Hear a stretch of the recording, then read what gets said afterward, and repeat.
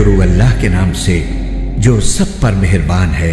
بہت مہربان ہے۔ ہم نے نوح کو ان کی قوم کے پاس بھیجا کہ اپنی قوم کو خبردار کرو قبل اس کے کہ ان پر کوئی دردناک عذاب آ کھڑا ہو۔ چنانچہ انہوں نے اپنی قوم سے کہا کہ اے میری قوم، میں تمہارے لیے ایک صاف صاف خبردار کرنے والا ہوں کہ اللہ کی عبادت کرو اور اس سے ڈرو اور میرا کہنا مانو۔ اللہ تمہارے گناہوں کی مغفرت فرمائے گا اور تمہیں ایک مقرر وقت تک باقی رکھے گا۔ بے شک جب اللہ کا مقرر کیا ہوا وقت آ جاتا ہے تو پھر وہ مؤخر نہیں ہوتا۔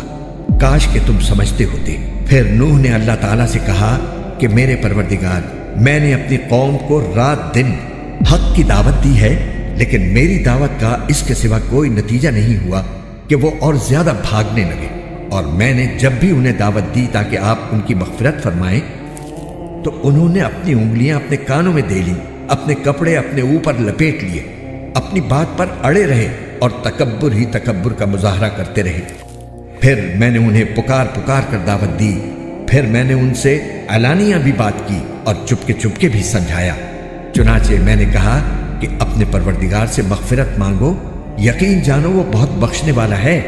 وہ تم پر آسمان سے خوب بارشیں برسائے گا، تمہارے مال اور اولاد میں ترقی دے گا اور تمہارے لیے باغ پیدا کرے گا اور تمہاری خاطر نہریں مہیا کر دے گا۔ تمہیں کیا ہو گیا ہے کہ تم اللہ کی عظمت سے بالکل نہیں ڈرتے، حالانکہ اس نے تمہیں تخلیق کے مختلف مرحلوں سے گزار کر پیدا کیا ہے؟ کیا تم نے یہ نہیں دیکھا کہ اللہ نے کس طرح 7 آسمان اوپر تلے پیدا فرمائے ہیں اور ان میں چاند کو نور بنا کر اور سورج کو چراغ بنا کر پیدا کیا ہے، اور اللہ نے تمہیں زمین سے بہترین طریقے پر اگایا ہے،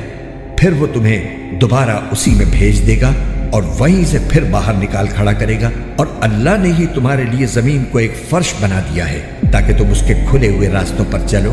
نوح نے کہا اے میرے پروردگار، حقیقت یہ ہے کہ ان لوگوں نے میرا کہنا نہیں مانا اور ان سرداروں کے پیچھے چل پڑے جن کو ان کے مال اور اولاد نے نقصان پہنچانے کے سوا کچھ نہیں دیا، اور انہوں نے بڑی بھاری مکاری سے کام لیا ہے، اور اپنے آدمیوں سے کہا ہے کہ اپنے معبودوں کو ہرگز مت چھوڑنا، نہ ود اور سوا کو کسی صورت میں چھوڑنا، اور نہ یغوث، یعوق اور نصر کو چھوڑنا۔ اس طرح انہوں نے بہت سو کو گمراہ کر دیا ہے، لہٰذا یا رب آپ بھی ان کو گمراہی کے سوا کسی اور چیز میں ترقی نہ دیجیے۔ ان لوگوں کے گناہوں کی وجہ ہی سے انہیں غرق کیا گیا، پھر آگ میں داخل کیا گیا، اور انہیں اللہ کو چھوڑ کر کوئی حمایتی میسر نہیں آئے۔ اور نوح نے بھی یہ کہا کہ میرے پروردگار، ان کافروں میں سے کوئی ایک باشندہ بھی زمین پر باقی نہ رکھیے،